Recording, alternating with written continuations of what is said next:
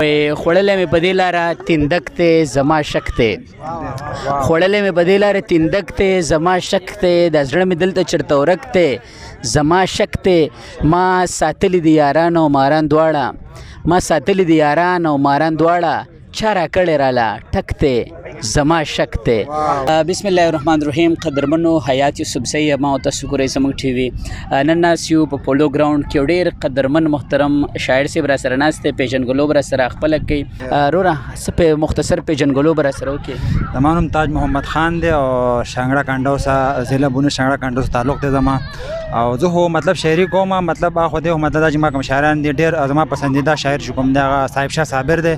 مخ وړو مخکې تاسو دا شعرونه ټول ملګرو ته ډالۍ دي چې څومره خواږه دي څومره ښه ملګري، څومره خواږه دي څومره ښه ملګري، د محبت د ښار درانه ملګري، څومره خواږه دي څومره ښه ملګري، د محبت د ښار درانه ملګري، څومره په ګران او راغونډ صابره، څومره په ګران او راغونډ صابره، څه په اسانه شو خوار ملګري.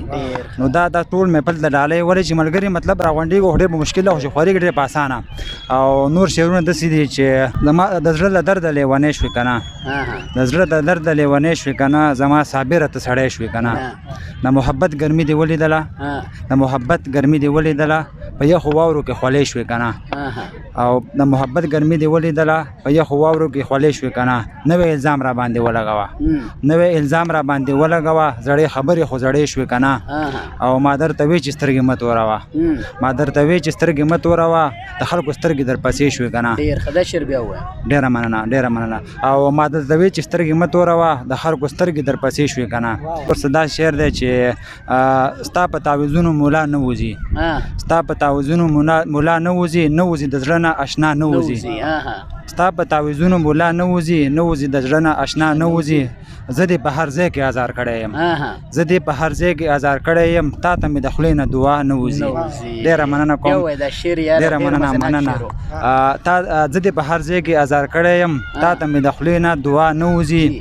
راشه مخامخ چې عکس وباسو، عکس د دیوان نه پناه نه وځي، راشه مخامخ چې عکس وباسو، عکس د دیوان نه پناه نه وځي.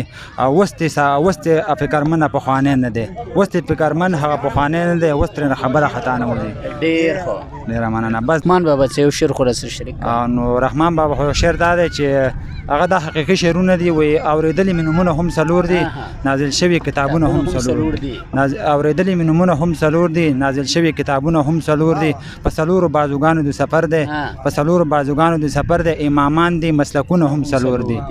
او رحمان وایي د څلورو ملګرتیا کړه، رحمان وایي د څلورو ملګرتیا کړه، ستا د قبر دیوالونه هم څلور دي. ډېره مننه.